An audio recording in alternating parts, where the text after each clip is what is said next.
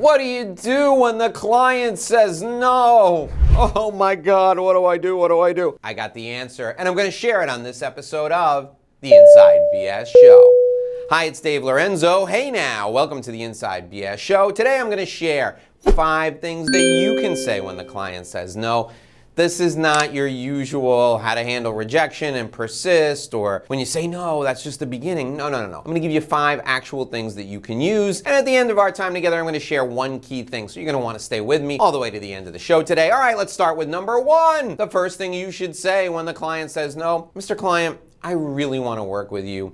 How can we establish a relationship? Look, I know you're happy with the person that you're working with. I just want to establish a relationship with you. So how can we do that? Can I help you in another area? Is there something we can do to make a connection to get a relationship started in some way? Most people are going to go, hi, I'm not really sure. I really appreciate you asking, but I don't think there's anything we can do. And you can follow up with, well, tell me some things that you're working on. Tell me, what is your most difficult problem? What's your biggest challenge? And then see if you can help them. That's one way to start a relationship when somebody says no. Just come right out and tell them you want to be in a relationship with them. How can you start a relationship? The second thing you can do, or the second thing you can say is, hey, listen, how can I help you with blank? And it can be the problem you are looking to solve or another problem that they have. So I'll give you an example. Right now, today, I'm dealing with an issue where I proposed a sales training program to a B2B marketing company. And it was me and another incumbent, and they said, the incumbent, the person who was already there, and they said, nah, we're gonna stick with the incumbent, don't worry about it. And I said, okay, how can I help you increase sales? You don't want me to come in and do the sales training program. How about if I recruit some salespeople for you? Or how about if I just train your managers?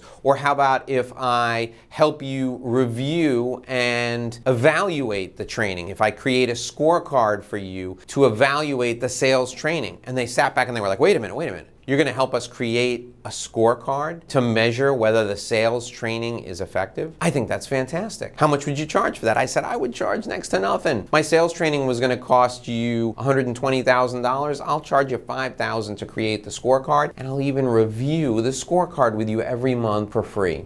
So the second strategy I'm giving you here is a very sneaky strategy when somebody says no. Offer to be part of the team that helps evaluate whether the thing that you were going to do is actually successful. So in my case, I'm offering to help evaluate whether the sales training is successful or not. That's step number 2. Step number 3 is using the phrase, can we try? Listen, I know you decided not to do this. What if we just did a test program with 3 people? Can we try that? What if we just did it with 1 person? Can we try that? What if we only did it with this region? Can we try that? Instead of offering the entire scope, the entire spectrum, revise it and say, hey, can we try this? Offering something new or different or on a smaller scale is a way to get your foot in the door and to perhaps do something to demonstrate your goodwill, to start a relationship. Step number 3 is using the phrase, can we try? Step number 4, they say no because they've hired somebody else. Listen, Mr. Smith was great and he was half the price of your program, so we're gonna go with Mr. Smith. Well, let me ask you something.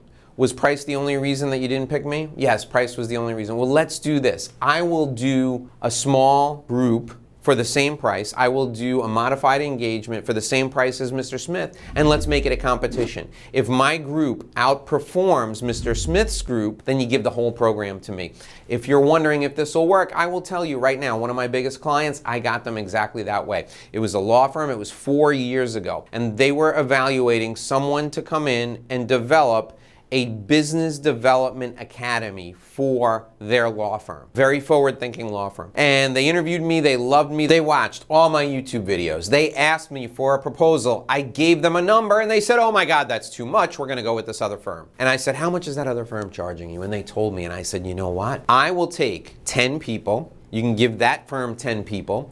And if my 10 people outperform the 10 people with the other firm, you give me the whole piece of business. And they said, sure, Dave, we'll do that. We'll do it. We'll run the competition over the course of a year. And they did it. Within 6 months, my 10 people had outperformed that person's 10 people. They gave me 10 more. My 20 people blew away his 10 people, and I got the engagement, and I'm still working with this firm today. So, making it a competition, that's step number 4, and that works all the time. You have to be confident, and you have to go in there and say, I will do it for the same price as the other guy, but if I outperform them, you're gonna pay me what I'm worth. And they'll do it if you're successful. Step number 5, when the client says no, is say, okay, I respect your decision, but let me ask you something. If you could change one thing about your current relationship, if you could change one thing about the person that you're currently working with, what would it be? They're gonna think about it, and they're gonna think about it, and they're gonna say, well, I would do this, and they're a little bit, they deliver a little bit slower than most people.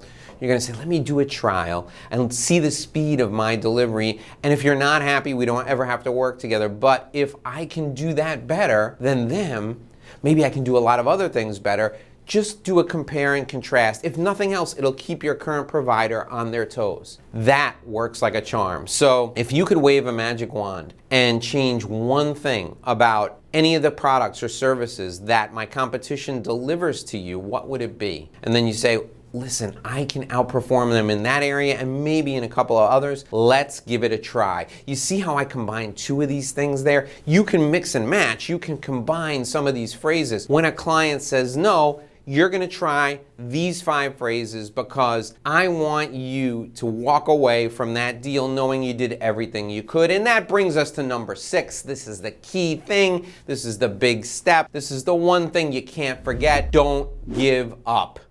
Ever. If the client says no, try all of these 5 things, and then after all of these 5 things are exhausted, then you can walk away. But you're only walking away temporarily. I want you to go back in there in 3 months, and 6 months, and a year. Don't ever give up until you try the things that I recommend here. When a client says no, these are the things you can use. If you want more great sales objection handling tips, there are some filling in right now. Watch the next video. We talk about how to handle another sales objection in the next video. I can't wait to see you there.